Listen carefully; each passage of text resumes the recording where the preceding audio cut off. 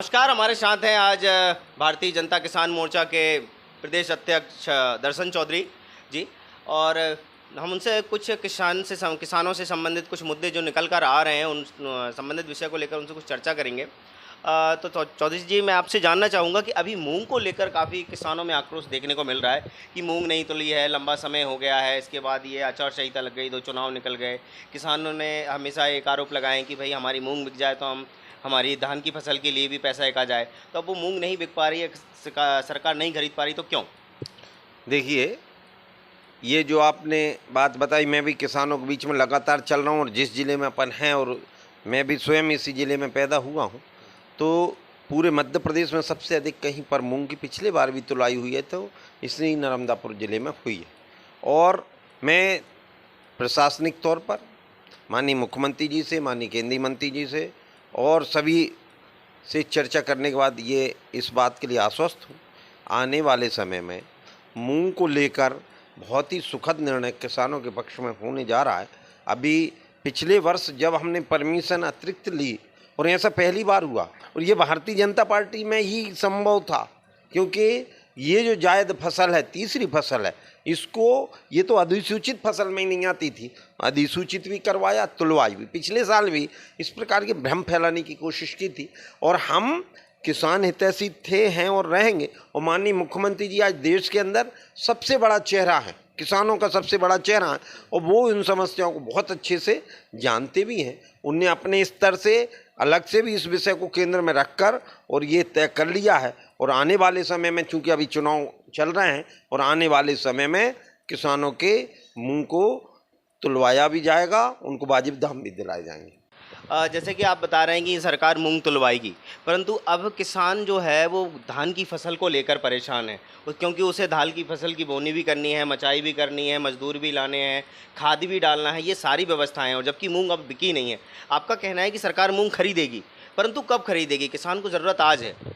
देखिए, अभी आप जान रहे हैं, ये बहुत वर्षों बाद प्रजातंत्र में महापर्व आया, चुनाव चल रहे हैं, और सारा हमारा अमला जो है वो कहीं ना कहीं आप भी देख रहे हैं, रोज़ के चरणों के चुनाव, इतनी सारी व्यवस्थाएं जुटानी पड़ती हैं, और ये चुनाव चल रहे हैं।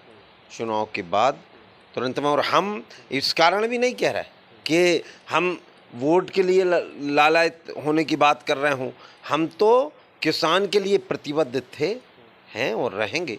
और उसी बात को लेकर इस बात को लेकर मैं भी आश्वस्त हूँ, क्योंकि किसानों के बीच में लगातार, आप भी जानते हैं, पूरा क्षेत्र जानता है, पूरा किसान समाज, लगातार हम काम करते हैं, और निश्चित है किसानों की वाजिब बातों को हम ऊपर ले जाके रखते भी हैं और उनका उचित निदान करवाते भी। कृषि विकास अधिकारी हमारे जो विभाग है सोहागपुर में, मैं यहाँ की खासकर मैं यहाँ की बात कर रहा हूँ कि यहाँ पर क्या है कि कृषि विकास विभाग आपने तैयार किया है, जिसका उद्देश्य है कि किसानों को जानकारी मिले कि उसको फसल में क्या बोना है, परंतु विपरीत हो रहा है। मुझे ऐसा लग रहा है कहीं ना कहीं, या जनता का कहना भी ये कहीं ना कहीं ये है कि शासन ने या प्रशासन ने किसान को प्राइवेट कंपनियों के हाथ बेच दिया है, जबकि सरकारी विभाग है। अगर सरकारी विभाग सही तरीके से ये बता देता है कि फसल में क्या डालना है, कितनी मात्रा में डालना है, केमिकल डालना है, खाद डालना है, परंतु सरकारी विभाग तो नहीं बता पा रहा है, मगर प्राइवेट कंपनियां आगे बता दे रही हैं ये डाल दो, आपकी फसल ये हो जाएगी। तो आपको ये नहीं लग रहा है कि प्रशासन ने या शासन ने किसानों को प्राइवेट कंपनियों के हाथ बेच दिया है? नहीं, ऐसा नहीं है, और हमारा पूरा प्रशासनिक अमला, और यदि कृषि विभाग की कहीं से शिकायत आ रही है, आपके माध्यम से आए, कहीं से भी आए, कार्यकर्ता से त्वरित कार्रवाई करने का काम हम हमेशा करते आए हैं। आपके माध्यम से कोई अधिकारी की इस प्रकार की आ रही है तो उस पर हम तुरंत में भी कार्रवाई करवाएंगे। पूरा कृषि विभाग इसके लिए जिम्मेदारी भी है और जिम्मेदार भी है, और इसलिए हम उसके माध्यम से किसान को जानकारी देते हैं। मेरा एक और इसमें मानना है, चूँकि किसानों के बीच का हूँ, किसान से बड़ा वैज्ञानिक ईमानदारी से कोई होता नहीं, और वो बहुत सारी चीज़ जानती है, और नई तकनीकी बारे में ज़रूर इस प्रकार के, चाहे वो कृषि विज्ञान केंद्र हो, चाहे कृषि वैज्ञानिक हो, चाहे महाविद्यालय हो, उनके माध्यम से इस प्रकार की जानकारी निश्चित होनी चाहिए। इसके लिए हमारा संबंधित कृषि विभाग पूरी तरह से मुस्तैद रहता है, लेकिन जहां शिकायत आएगी उसको बख्शा नहीं जाएगा। किसान, ये लोग जिस प्रकार से लोक सेवक माने गए हैं वो लोक सेवक के दायरे में रहकर ही काम करें, यही और इसी मंशा के अनुसार पूरा अमला भी हमने इस प्रकार से किया। और इस बार मैंने व्यक्तिगत तौर पे कम से कम 15 जिलों में जाके तो मैंने कृषि विज्ञान केंद्रों में बैठक ली है और अलग अलग हमारा पूरा अमला लगा है और जो भी नई जानकारियां हैं किसानों को देने की भरपूर कोशिश की जाती है और किसान एक दूसरे से संबद्ध भी रहता है। कई तकनीकी तो ऐसी हैं जो किसान के माध्यम से विभागों को पता चलती है। ये बात आज से नहीं पहले से भी चली आ रही, लेकिन अब उसमें निश्चित है कि जहां विसंगति होगी उसको दूर किया जाएगा और किसानों को न्याय दिलाया जाएगा। हम देख सकते हैं, आप बाज़ार अभी भ्रमण करते हैं निरंतर, आप देख रहे हैं कि शहरों में कितनी बड़ी संख्या में प्राइवेट जो कंपनियां हैं उनके केमिकल की दुकान है, जहां जो उनके जो वर्कर्स हैं जो उनके मार्केटिंग करते हैं वो जाते हैं और किसानों को आसानी से दे जाते हैं कि ये केमिकल आप डालिए,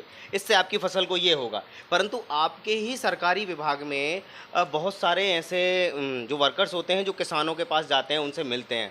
गांव में भी कार्यक्रम होते हैं, बैठक भी होती हैं, ग्राम सभाएं भी होती हैं, ये नियम है, परंतु हो रही हैं। अगर होती तो शायद मुझे लगता है कि किसानों को प्राइवेट इतनी बड़ी संख्या में प्राइवेट कंपनी नहीं होती। कहते हैं ना कि जैसे सरकारी स्कूल हैं बहुत अच्छा काम कर रहे हैं, इसलिए प्राइवेट स्कूलों की वैल्यू घट रही है। अगर इसी प्रकार से सरकारी विभाग का अगर कार्य अच्छा हो तो प्राइवेट जो कंपनियां अपनी मनमानी कीमत पे दवाइयां बेच रही हैं और पर्यावरण को तो बड़े स्तर पर नुकसान हो रहा है। तो ये बहुत लंबा प्रश्न हो गया है, परंतु आप समझना चाहेंगे कि किस प्रकार से किसानों को लाभ मिले इन बड़े विषयों को लेकर। देखिए, प्राइवेटाइजेशन और कालाबाजारी ये दो अलग अलग विषय हैं और मैं ऐसा मानता हूं कि कालाबाजारी को हमारी सरकार ने माननीय मुख्यमंत्री जी के निर्देशन पर, माननीय कृषि मंत्री के निर्देशन पर पूरी तरह से अंकुश लगाने का काम किया है। चाहे वो खरगोन का उदाहरण ले लें, चाहे झाबुआ का उदाहरण ले लें, हमारे होशंगाबाद के भी ऐसे अनेक उदाहरण हम बता सकते हैं जिस पे जहाँ जहाँ कालाबाजारी की बात आई है उस पर हमने रोक लगाई।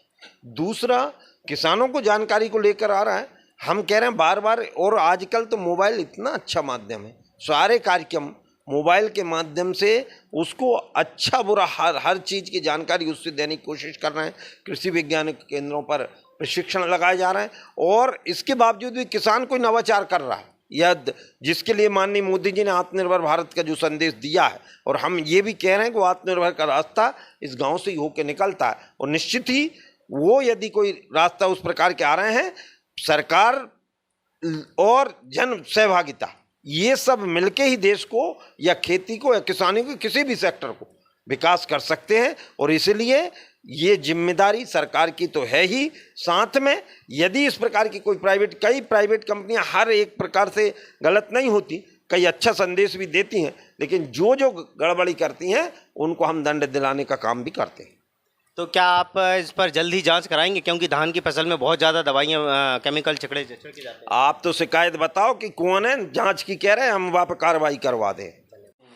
तो आपने देखा कि हमारे साथ भारतीय जनता पार्टी के किसान मोर्चा के अध्यक्ष दर्शन चौधरी जी थे।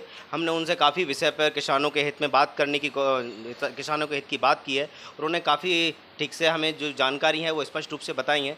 तो मिलते हैं, हम आप किसानों के बीच में जाते हैं और उनकी भी बातें रखेंगे हम आपके साथ। अपने शहर, अपने प्रदेश की ताज़ा खबरों के लिए लाइक करें, शेयर करें, सब्सक्राइब करें और हाँ, बेल आइकन दबाना ना भूलें, क्योंकि खबर हमारी, फैसला जनतंत्र का।